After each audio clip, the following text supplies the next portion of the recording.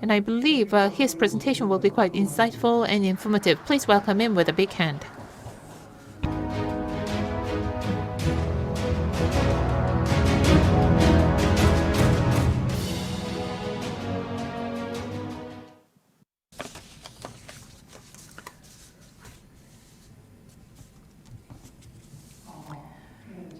Can you hear me?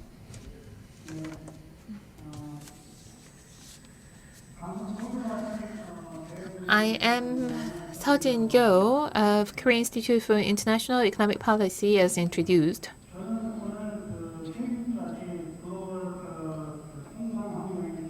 Today I'd like to talk about changes in global trade environment,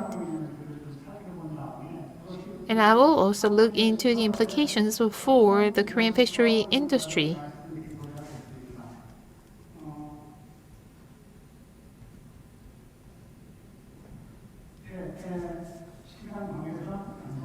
This is the table of contents for my presentation. If you look at the changes in the global trade environment recently, there have been some critical changes for the fisheries industry. There are several things we have to take note. One of them is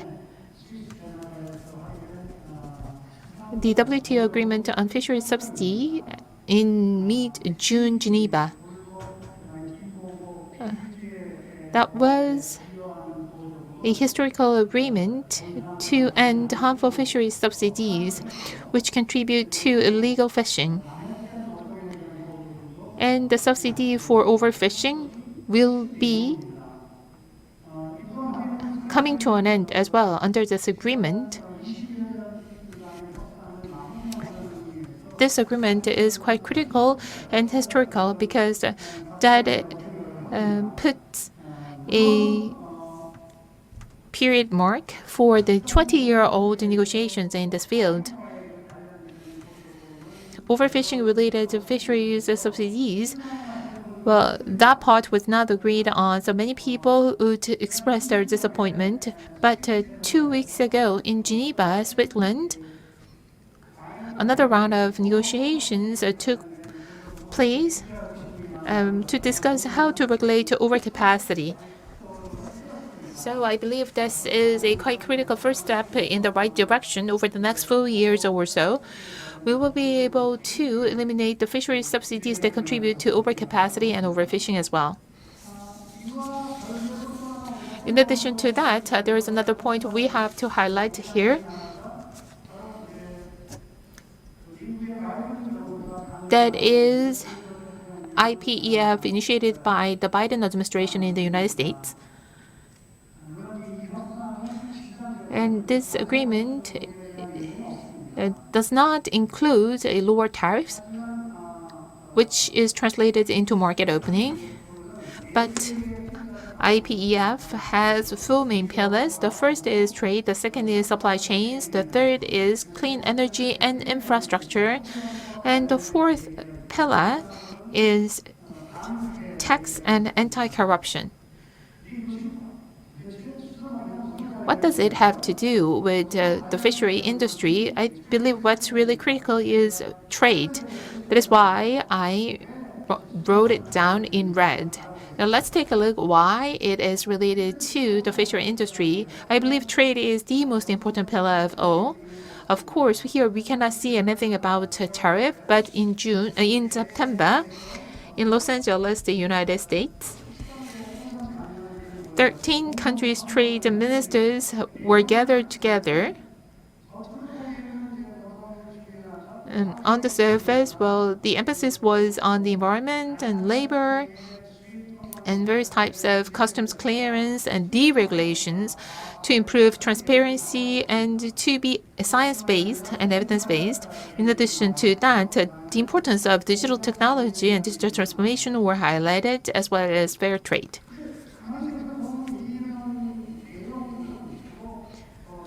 But these items are the areas where advanced countries are really good at.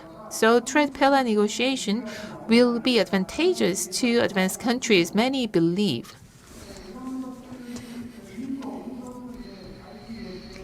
And India is one of the parties to IPEF, and that is why India excused itself from the trade pillar, and it is part of negotiations for the remaining three pillars. So we can clearly see that when it comes to labor and environment, the trade pillar or trade is quite important for the fishery industry. Of course, how the negotiation will pan out, we do not know for sure, but we have to watch and follow this quite closely. The next one is, as mentioned by Dr. Ma, is Mega FTA.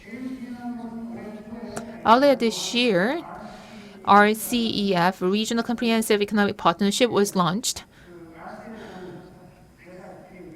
So this is one of Mega FTAs. And this was made effective January this year. And 30% of global GDP is a part of this Mega FTA.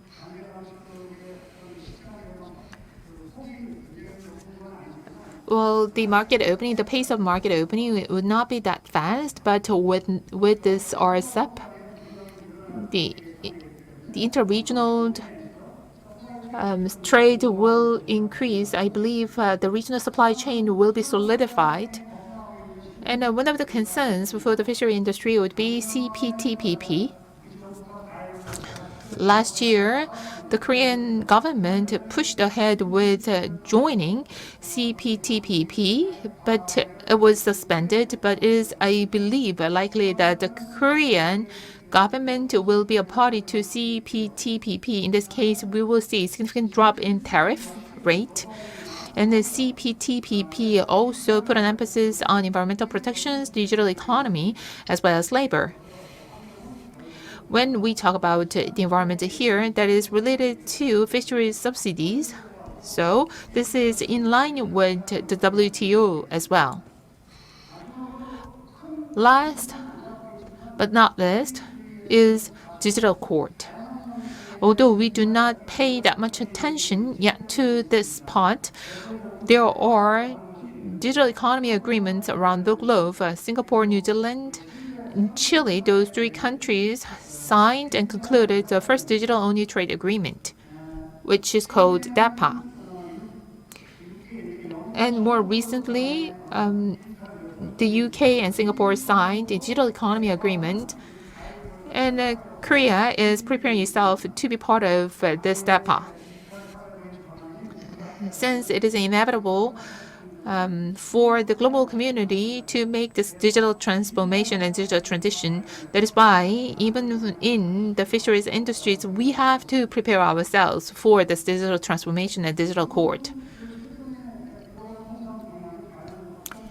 Then what are the implications of such change for the Korean fishery industry? First, the fishery subsidies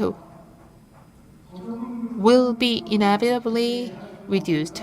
So we cannot and should not expect any fishery subsidies because this is the mainstream change. Whether it's WTO or CPTPP, most fishery subsidies are prohibited. In order to ensure environmental sustainability, if there is anything against environmental sustainability, subsidies will not be continued. But if subsidies contribute to the conservation of fish stocks, I believe to a certain extent will be allowed. But fishery industry will have to prepare itself for the future without subsidies. The second implication is that environment and labor are emerging as key issues in any trade agreement. To put simply, labor issues and human rights violations, and especially forced labor, will be strictly prohibited. I don't think the Korean fishery industry is free from any allegations of human rights violation. So here on the right, you can see the findings from interviews with Thai fishing crew and victims of trafficking, 94% did not have any contract, and 80% reported that they have never felt free. So 80% of the respondents answered this way. This means that their working condition is one of the worst.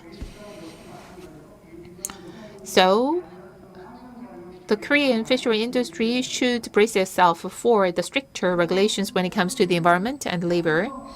And the third implication we can see is that since there will be no fishery subsidies and there will be stricter regulations in terms of the environment and labor, that means that we should focus more on qualitative market access and approach when it comes to the trade agreement. And the major 20 economies cover 80% of the global trade, or even more than that, 85%. If you take a look at the average tariff, it's only 5.8%.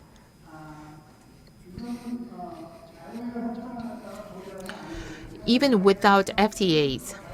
If those countries have FTAs in place, then I believe the average tariff would be even below 5%. What does that mean?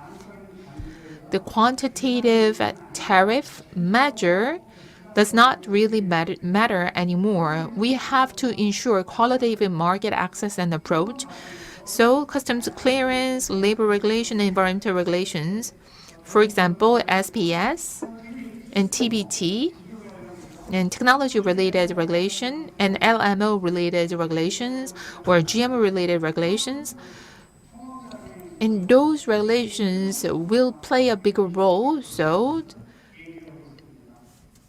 we have to focus more on easing customs-related regulations rather than the tariff rate itself. The fourth is the digital transition or digitalization of the fishery industry. WTO, IPEP, CPTPP, and DEA, in any trade agreement, we can see the expressions such as digital economy and digital transformation. That means that the fishery industry should be fully ready for the digital transformation and digital transition. Digital transformation is not just about fishing, and this covers the entire ocean resources and the fishery resources and fishing stock. Last but not the least, as somebody mentioned, global supply chain needs to be updated. Manufacturing of the fishing gear and then manufacturing of the fishing nets and processing, distribution, and transportation all the way to be put on the table of the consumers. Well, fishery industry has such a long and extended supply chain. If there is any disruption, then the seafood production and consumption will be severely disturbed. So we have to fully prepare ourselves for an up-to-date supply chain creation. So what is the conclusion?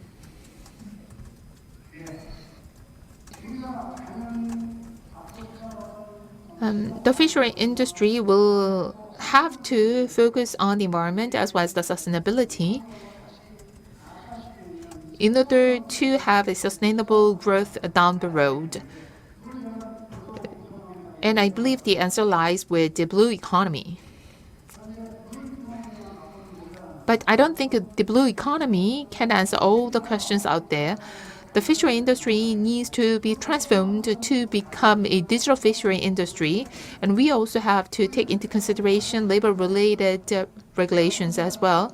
But this is not something Korea can do all by itself. So I believe at the end of the day, we have to focus more on cooperation and inclusion. So I think, the answer at the end of the day would be the blue economy of cooperation and coexistence.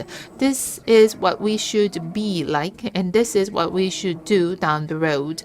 And this is my presentation. Thank you very much.